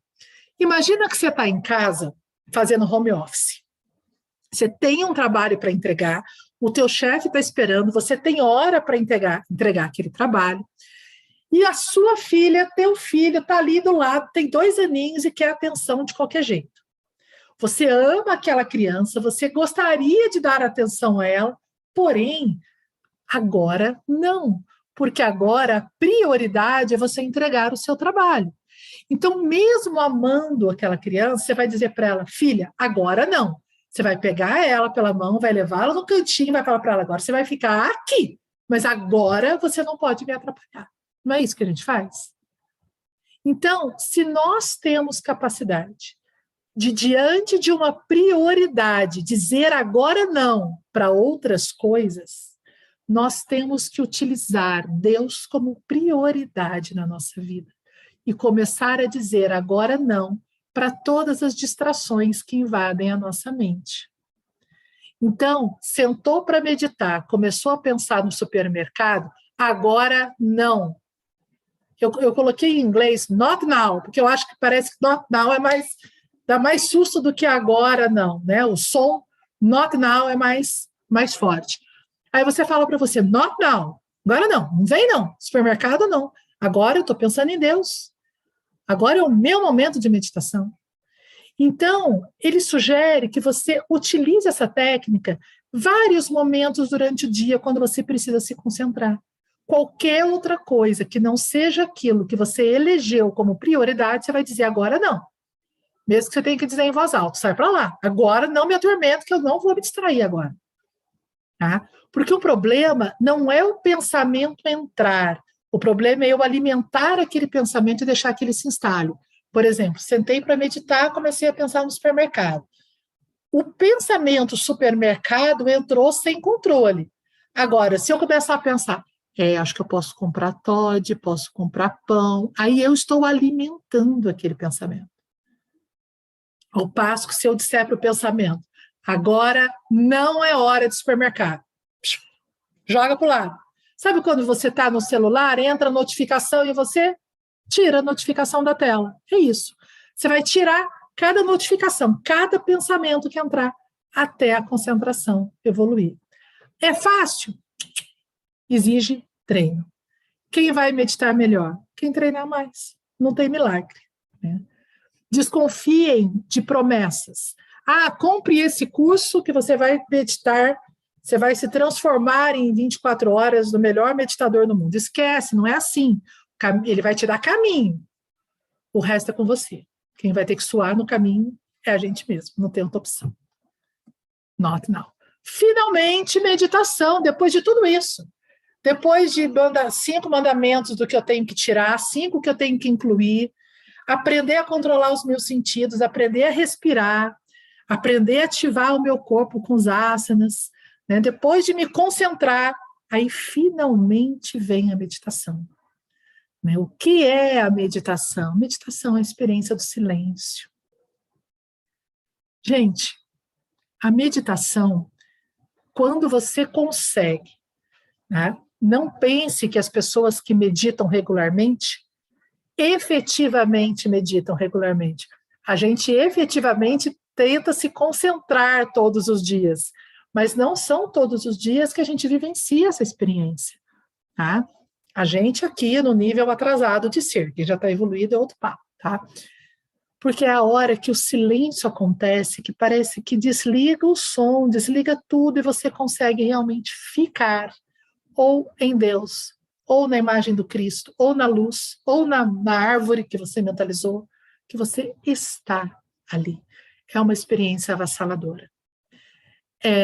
Como que a gente treina o silêncio? A gente precisa literalmente calar a boca. Isso não tem jeito. Não dá para avançar no caminho espiritual sem ter práticas de silêncio. Isso é, assim, primeiríssima necessidade. Todos os dias você tem que ter um momento de silêncio, que é o seu momento de meditação, e, se possível, toda semana, todo mês, todo ano, cada um dentro da sua possibilidade. Tire, nem que seja 6 horas por dia, 6 horas por mês de silêncio. Vá para um lugar onde você não vai ser incomodado. Pode ser dentro de casa? Pode. Qual é o desafio maior dentro de casa? Tem muita coisa que te chama atenção. Dentro de casa, você olha na geladeira, você varre, você mexe em alguma coisa. Tá? Então, o ideal é ir para um lugar fora da tua casa, né? Ou no campo, na praia, num quarto, em qualquer lugar, e fique quieto. Tem que meditar o tempo inteiro? Não necessariamente, fique quieto. Porque a hora que você cala a boca, que você vai ver quantos pensamentos tem, como a tua mente é barulhenta, como a tua emoção é barulhenta, tá? E vai ter um momento que você vai ficar ansioso. E depois você vai ver que o silêncio, ele é um descanso. Ele é extremamente acolhedor, ele nos aconchega. A gente precisa entrar, ter coragem, né? Eu não vivo sem retiro, né? Eu falo que retiro é a minha alma. Eu faço retiro. O primeiro retiro, para vocês terem ideia, que eu fiz em 1993, ele foi involuntário. Eu tinha recém voltado de São Paulo para Cruzeiro, eu estudava aqui e voltei para Cruzeiro, né? E aí eu cheguei aí, eu não tinha amigo, não tinha ninguém, eu trabalhava aqui, não tinha intenção de ir embora, e por questões familiares precisei voltar.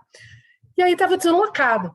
E aí chegou um feriado, era um feriado de 12 de outubro, eu não lembro o dia da semana que caiu, eu sei que dava, eu emendei 5 dias seguidos para o feriado.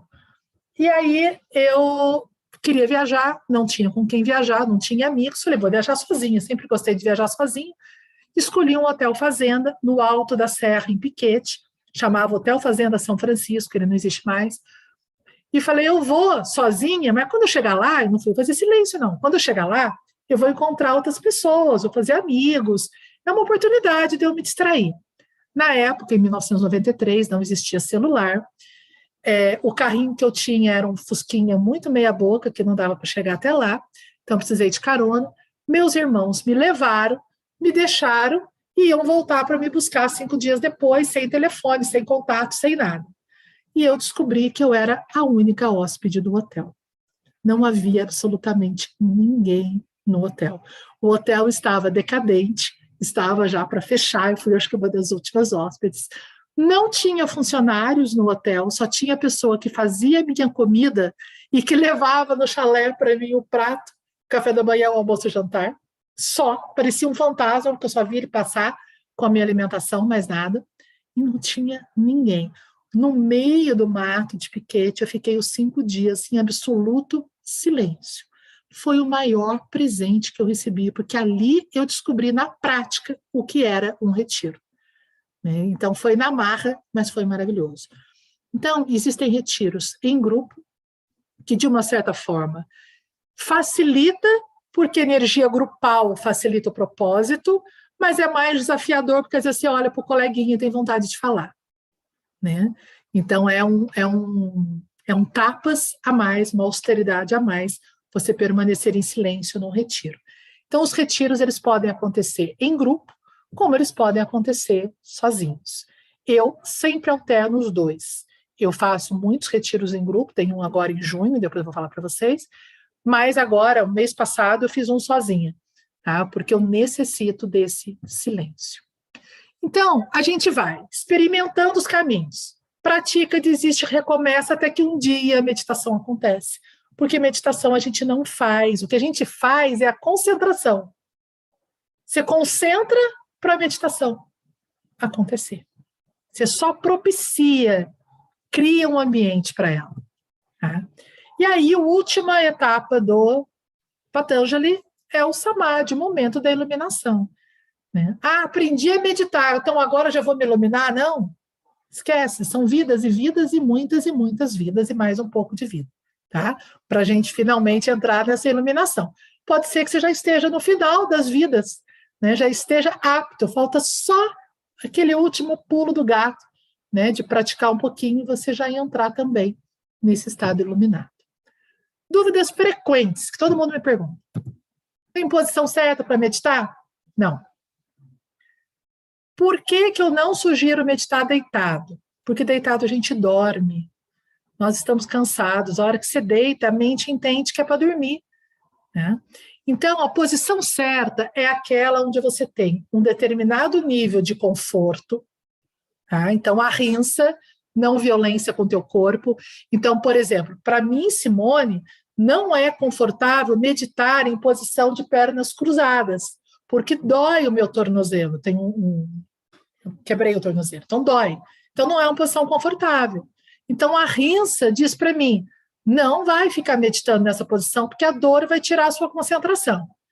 Porém, se eu deitar e ficar aconchegada, eu preciso de tapas, um pouco de austeridade. Então, assim, tudo bem, eu não preciso ficar com perna cruzada, mas também não vou deitar. Então, eu sento numa posição em que meu corpo permaneça alerta, porque meditar não é dormir, então eu tenho que estar em alerta, mas relaxado. Evita sentar e cruzar braço ou cruzar perna, porque a não ser que você cruze a perna na posição correta, tá? Mas o cruzar de botar uma perna só em cima da outra, você cruza, nós temos canais de energia que circulam pelo corpo, e quando você fecha essa circulação, você impede a energia entrar e sair, então vai atrapalhar a sua meditação. Então, sentou, braços abertos, pernas relaxadas, tá? E se eu não conseguir prestar atenção, eu tenho que parar? Não, você tem que recomeçar quantas vezes for necessário. Matheus, perfeito, Matheus, é isso mesmo. A energia não anda. Ups. Quanto tempo leva para sentir os efeitos? Não sei. Quanto tempo faz que você começou?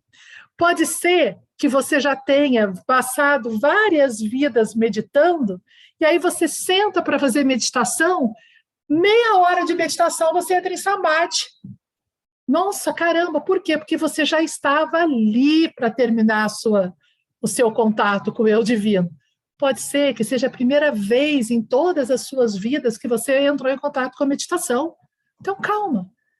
Qual é o segredo? Caminhe sem esperar resultados. Eu não medito pensando, ixi, será que é hoje que eu vou sentir? Não. Apenas faça. Faça o que tem que ser feito. Quando você toma banho todo dia, você não pensa assim, será que hoje é o último banho? Vou ficar limpo o suficiente para não precisar tomar banho mais? Não, amanhã você vai tomar de novo, de novo, de novo. É isso. Siga sem prestar atenção nos resultados. Dicas. Mais vezes, menos tempo. Se você não tem prática meditativa, não se force a ficar 1 hora meditando, porque a tua cabeça não vai dar conta. Você vai distrair. É preferível fazer o que a gente chama de meditação de 1 minuto, que é um alinhamento. Fotografa a próxima tela aqui. Guarda esse exercício. O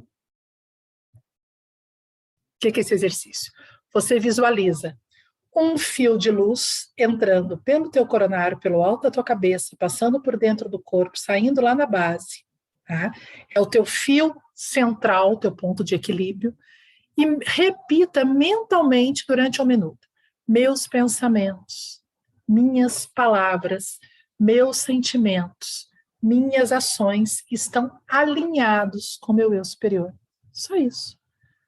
O que quer dizer ser alinhados? Estão de acordo, estão indo na direção, seja feita a vontade de Deus.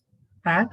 Se você fizer esse exercício de 1 minuto, algumas vezes por dia, todos os dias, em muito pouco tempo você vai sentir um acelerar na tua capacidade de meditar. Tá? Eu fiz esse exercício durante muito tempo. Como? No meu consultório, meus atendimentos são com hora marcada de 1 em 1 hora. Então, o que eu fazia? Cada pessoa que saía do consultório, eu entrava no banheiro. Sentava no vaso, não ia fazer nada, só sentava, a tampa do vaso ficava ali, alinhava e voltava para atender.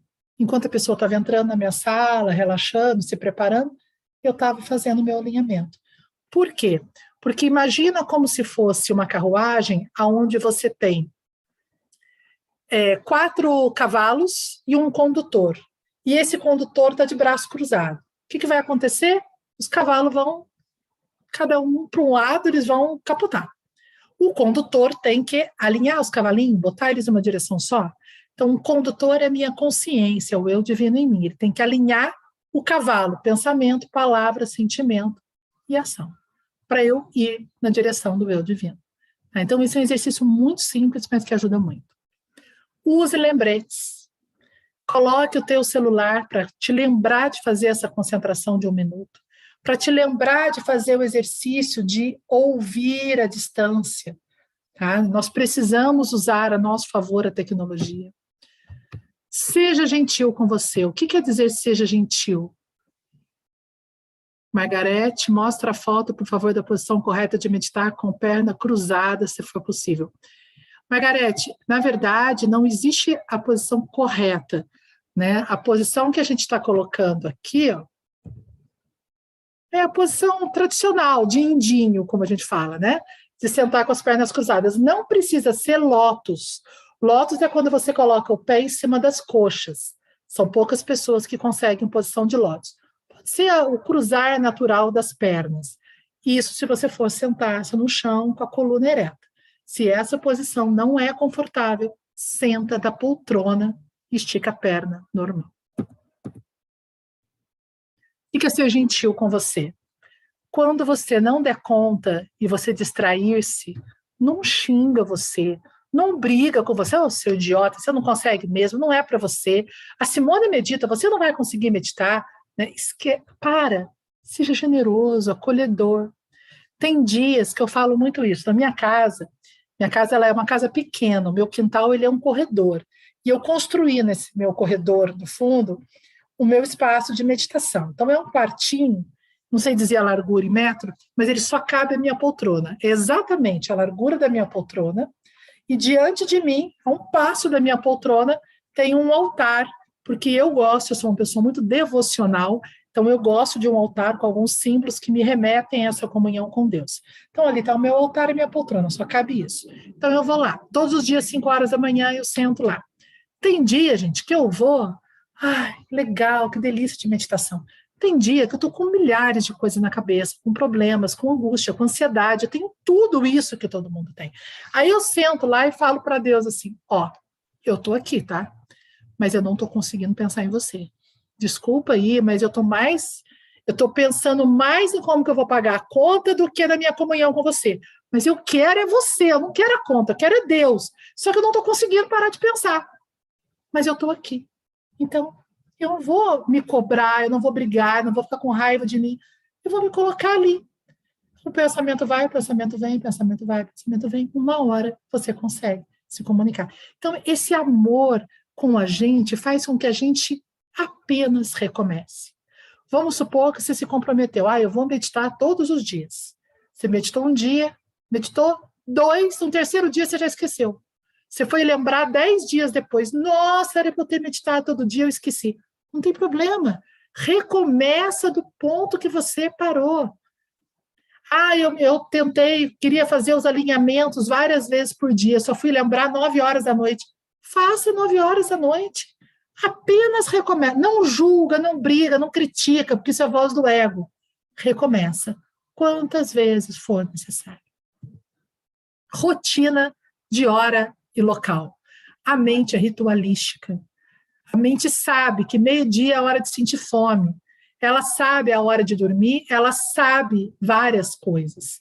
Então, ela também vai aprender a hora de você meditar. Escolha um horário. Tem hora certa? Não. O que eu considero melhor é fazer antes do dia começar. Por quê? Porque, para mim, não funciona fazer à noite. Eu tenho sono, e se eu fizer antes do dia começar, eu alinho o meu dia. Então, eu sintonizo com Deus em mim, com o meu eu divino, e vou. Se eu não faço de manhã, eu começo o dia sem esse alinhamento. É mais difícil. Então, o horário ideal é antes do sol nascer, o mais cedo possível, antes de começar. Simone, mas eu não acordo cedo, eu acordo às 10 da manhã. Tudo bem, faça às 10 da manhã. A hora antes de começar o teu dia. Tá? Local. Local importa? O local mais harmonioso e limpo. Pode ser só um tapetinho que você tenha. Eu não tenho um quartinho, Simone, não tem problema, mas eu tenho um tapete. É simbólico. O mat do yoga, que é esse tapetinho que vocês estão vendo aí, ele é considerado um espaço sagrado, um templo, porque você leva ele para qualquer lugar e aonde você coloca em cima dele é como se você tivesse entrado no teu templo de meditação. Então, não precisa ser um mat, pode ser um colchonete, pode ser um pedaço de pano, pode ser uma fronha que você senta em cima, qualquer coisa. Mas quando você se habitua a fazer no mesmo local e hora, a tua mente vai ter menos resistência. E como que a gente sabe, estamos chegando ao fim, como é que a gente sabe se a meditação está funcionando ou não? se está adiantando eu praticar. Primeira coisa, as nossas emoções. Cuidado, guarda muito isso que eu vou falar agora. Cuidado com essa armadilha. Sabe o que é isso aqui? É quando você senta para meditar e você sente aquele arroubo emocional. Aí você vai participar de uma meditação guiada, você fala assim, nossa, a meditação hoje foi uma delícia. A Simone, a Adriene estava conduzindo a meditação e eu chorei tanto, me emocionei, fiquei emocionado.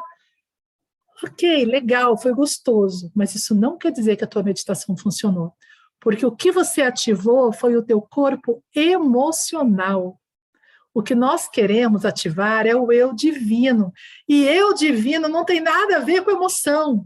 Então, saber medir a evolução da meditação pelo tanto que você está chorando enquanto você medita é ilusão. Aquele dia que você não sentiu nada, que você fala, nossa, mas parece que hoje eu fiz, mas não senti amor, não senti nada. Pode ser que justamente esse dia você tenha tido mais avanço. Só que você não ativou o teu corpo emocional. Então, não é que faça mal ou seja ruim ter as emoções.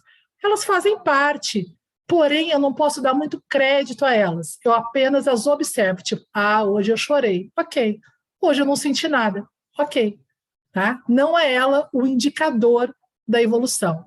Como também, sabe aquela coisa assim, você vai num grupo, e aí a hora que termina a meditação, as pessoas começam a compartilhar, dizer o que sentiram. Aí o coleguinha do seu lado fala assim, nossa, eu estava meditando, explodiu uma luz na minha frente, eu senti que eu estava levitando, apareceu um anjo, Jesus veio. E você fala, cara, eu não senti nada. Eu não vi luz, eu não vi nada, só tinha uma coisa preta atrás da minha pálpebra, mais nada. Aí você fala assim, nossa, acho que isso não é para mim mesmo. O coleguinha é muito mais evoluído que eu. Eu não consigo ver nada, não consigo sentir nada. Tá? Todos esses fenômenos são só isso, fenômenos. São criações mentais, são criações emocionais, alguns deles são visualizações do que está acontecendo na energia ao seu redor, porque a energia está se movimentando. Então, você viu uma luz que sempre esteve ali, só que naquele momento você ficou mais sensível e você viu. Ok, porém, não são indicação de evolução. Não são importantes. Nem o quanto você chora, nem o quanto você vê. A única coisa realmente importante é o quanto você se entrega. O quanto você deseja. Eu tenho que querer muito, mas muito encontrar meu eu divino. Eu tenho que querer Deus assim como eu quero o ar que eu respiro. É isso que importa. O resto é resto. Quais são os sinais verdadeiros de avanço? Uma mente mais serena. Porém, não se engane. Antes dela ficar mais serena, ela fica um pouco mais atormentada. Por quê? Não é que ela fique mais atormentada, aumenta o seu grau de consciência, de percepção. Então, antes você era atormentado e não notava, agora você nota. Até passar e você conseguir serenar a tua mente. É um caminho. Maior comprometimento. Você vai começando a sentir mais vontade, a perceber o quanto é necessário. Olha, eu comecei no caminho da meditação em 1990, aqui em São Paulo. Nem sei quantos anos faz isso. Tá? Mas de 1990 até hoje, eu comecei e parei milhares de vezes. Comecei empolgada, desisti, perdi a vontade, esqueci. Foram assim, altos e baixos. Tá? Eu diria que tem aí uns 5 anos, 4 anos para cá, que realmente eu consegui fazer todos os dias. Todos os dias, sem falta? Não, tem dia que falta. Mas eu sinto falta agora. O dia que falta é um dia estranho, é um dia atípico. O normal é a meditação estar presente. Então, esse demora, tá? Não é de um dia para o outro que você vai se comprometer. Mas, principalmente, você passa a manifestar quais são os efeitos da meditação. Mais compaixão. A Ama, que é a guru dos abraços, que é a minha guru pessoal, né? Ela fala que se você quer saber se a tua meditação está funcionando, você veja se você está mais compassivo. Se não, não está adiantando nada. Se sim, é porque ela está evoluindo. Você fica mais generoso. Óbvio, você sente mais o outro. Você torna impossível você ignorar a presença do outro, a dor do outro. maior capacidade de perdoar, de ter todas as formas de liberação emocional. Qual o sentido de eu guardar mágoa se eu estou indo na direção do eu divino? Então, se a meditação evolui, eu começo a querer perdoar mais. Sentir mais alegria de viver, lembro, contentamento lá dos niyamas. Mais amor. Né? Afinal, meditar te leva de volta ao seu estado natural. Qual é o meu estado natural? Aquele que não está encoberto por aquele monte de camadas obscuras. O meu estado natural é a luz. Então, se eu continuar meditando, qual é o resultado? Eu vou manifestar a luz na prática. Não quer dizer que eu vou virar um vagalume, que eu vou acender, tá? Não é isso. Mas eu vou ter atitude de luz. Eu vou amar, eu vou ser compassivo, eu vou irradiar uma vibração que as pessoas que se aproximam são beneficiadas pela minha presença. Eu vou despertar no outro vontade também de ser luz, né, de manifestar a luz. Esse é o processo natural. Então, fica aqui um convite para que a gente pratique junto. Primeiro, toda terça-feira no núcleo, nós temos meditação aberta, gratuita. Uma semana eu conduzo, na outra Adriane Quezada, que está aqui com a gente, é quem conduz. Essas meditações, elas acontecem aqui em Cruzeiro, né, no espaço do núcleo. Começam às 8 horas em ponto, portanto, você precisa chegar um pouco antes, tá? Porque a pontualidade é importante. E elas são transmitidas em tempo real agora pelo Instagram do núcleo. Então é só entrar no NEDEC que as meditações ficam lá. E se você entrar também no meu canal do YouTube, tem um monte de meditação gravada lá. Tá? Tem várias playlists de meditação.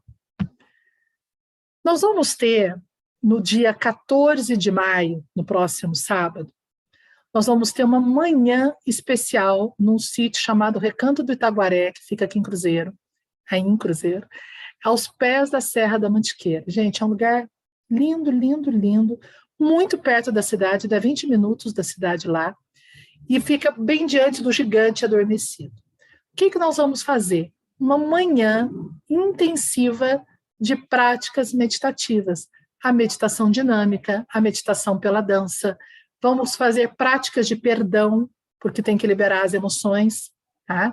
Vão ser práticas diversas. Você vai chegar, você vai ser recebido com um café da manhã delicioso. Vamos fazer as práticas até 1h da tarde. 1h a gente vai almoçar. O almoço está incluso, o café da manhã e o almoço estão inclusos. E 2h, 2h30, mais ou menos, a gente está indo embora. Tá? A ideia é que esses encontros aconteçam mensalmente, vão ser individuais, avulsos, um não tem ligação com o outro, tá? Mas esse primeiro é o que eu tenho certeza que vai acontecer.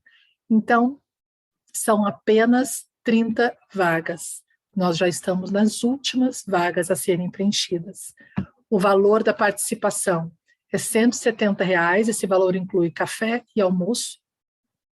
Quem quiser participar, manda o WhatsApp para mim, todo mundo que está aí me assistindo me tem no WhatsApp, né? Manda o WhatsApp para mim, que eu faço a reserva e passo o Pix para fazer o depósito, e espero vocês que vai ser uma manhã muito, muito gostosa, garanto para vocês, de frente para essa imagem que vocês estão vendo aí do gigante, tá?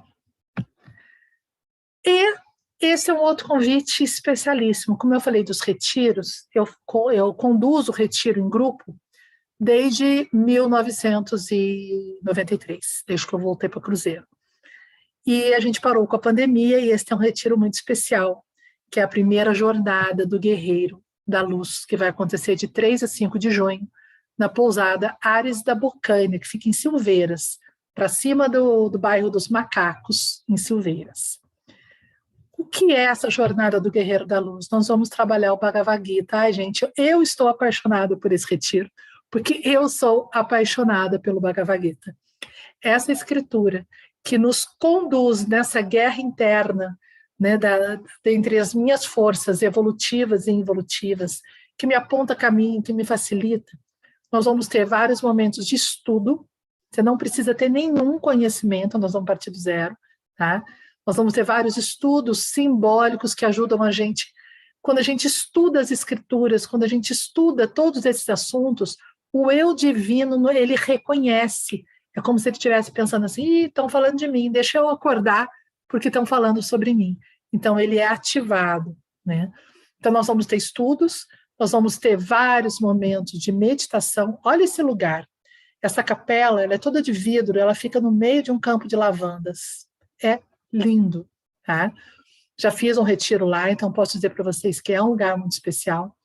E aí é lá dentro dessa capela que nós vamos fazer as meditações. Lá tem cadeiras, aquela cadeira de plástico normal, para quem quer cadeira, né? E cada um pode levar o seu tapetinho, sua almofadinha, aquilo que se adapte melhor, tá bom? Então, nós vamos ter estudos, meditação e, entre os estudos e a meditação, silêncio.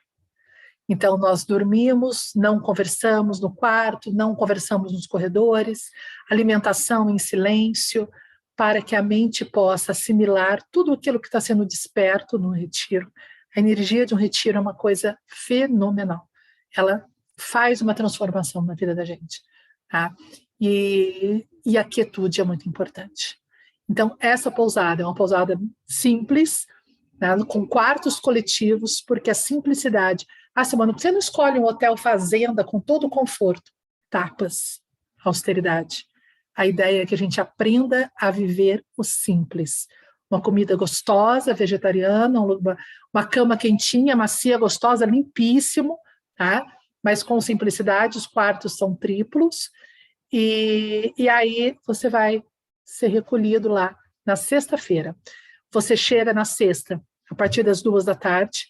As atividades começam às 20h, mas a gente pede que chegue até às 18h para poder se instalar, conhecer o lugar, tal, porque às 20h a gente começa e a gente já pede o silêncio. Tá? Mas como você pode chegar a partir das 2h, quem tem a liberdade da sexta-feira, tem cachoeira, lugar para conhecer, vale a pena. E aí fica até domingo, depois do almoço. A gente almoça e aí a gente encerra, tá bom? Então tem só 5 vagas para esse retiro. Quem quiser ir, o valor dele no cartão de crédito são 6 parcelas de R$183.100, isso sem juros. Mas se você quiser dividir em mais vezes no cartão, pode dividir até em 18, só que aí o cartão cobra juros. Tá? Ou se quiser ainda com desconto à vista, R$950 no Pix. Então, 5 vagas, quem sentiu o chamado e quiser ir, manda uma mensagem para mim que a gente acha jeito para tudo, a gente resolve tudo. O importante é que você experiencie o silêncio. Tá? Então, qual a diferença entre as duas atividades? Essa de 14 de maio, que é do Pico do Itaguaré, ela tem um foco mais emocional, né, de preparo para meditação, e essa tem uma busca espiritual. Nós não vamos falar de busca espiritual no Pico do Itaguaré, nós vamos falar mais de aquietamento mental e emocional. E agora, no retiro, sim, é a nossa busca do espírito. Tá? Então, informação e inscrição, tudo no meu WhatsApp. Vocês encontram, né, bastante material no meu YouTube, Facebook, Instagram, né, tudo com o mesmo nome. E tem Spotify, Apple Podcasts, eu nem pus aqui, que esse slide é antigo, tudo com o mesmo nome, Simone Bittencourt Terapeuta. Agora, o NEDEC já está no Instagram. Então, no Insta, por favor, sigam o NEDEC, tá, que vai ser bem legal. É isso, consegui falar em 2 horas. Alguém quer fazer alguma pergunta para a gente finalizar?